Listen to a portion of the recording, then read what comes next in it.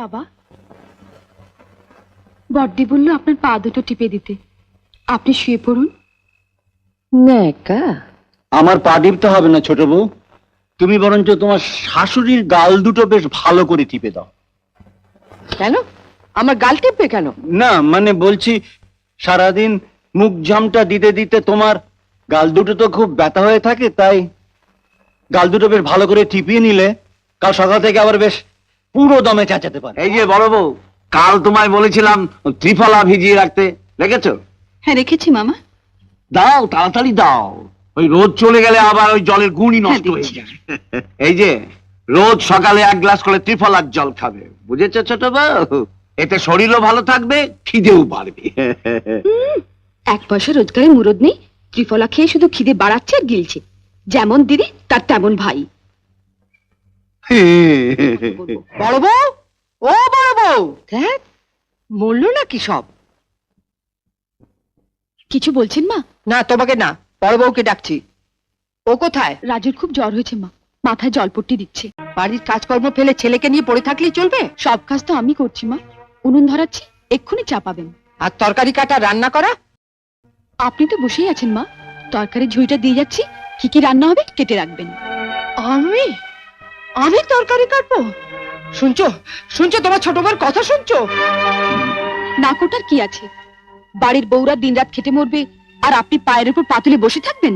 সংসারটা শুধু আমাদের একার নয় মা, আপনারও। তাই বলে আমি দিনরাত শুধু মুখ নাড়লেই হবে না মা, হাত পাও একটু নাড়ুন, নইলে কিন্তু বাতে ধরবে। শুনলে শুনলে, তোমার ছোট বউর কথা শুনলে? ধন্বন্তরী কবরেজের মতো তোমার বাতের চিকিৎসাটা করে গেল। ওহ, ও যদি আমার চোখের চিকিৎসাটা করতে পারতো।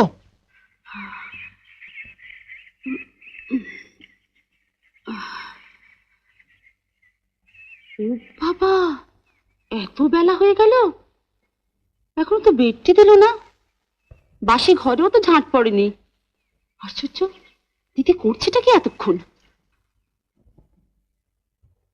আজ রাজুর জ্বরটা কিছুতেই কমছে না।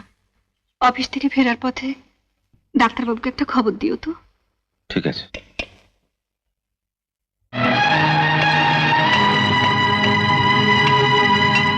দিদি কোথায় দীপা?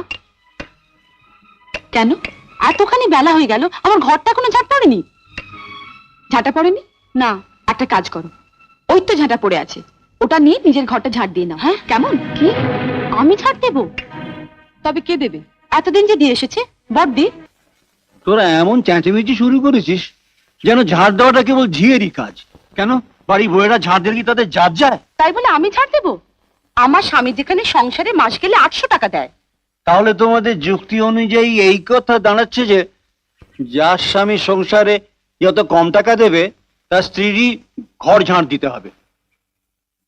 তাহলে তো তোমাদের শাশুড়ি ঘর ঝাড় দেওয়া উচিত। না না না, মা হচ্ছেন দেবী, মা কেন ঝাড় দেবেন? তাহলে ঝাঁটাটা আমাকেই দাও, এই সংসারের জন্য তো অনেক করলাম, এটাই বাকি ছিল। এসব কি বলছেন বাবা? এসব শোনাও তো পাপ।